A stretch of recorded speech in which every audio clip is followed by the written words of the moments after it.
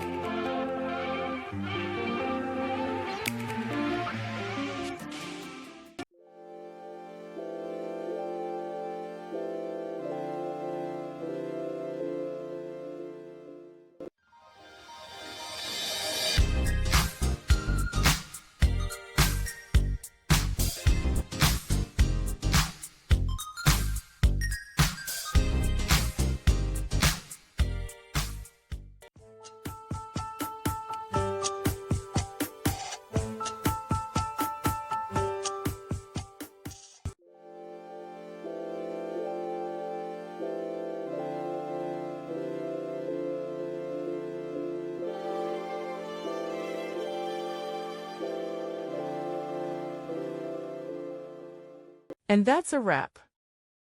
I hope you found the answer you were looking for. If you did, take a second to hit that subscribe button. It really helps out.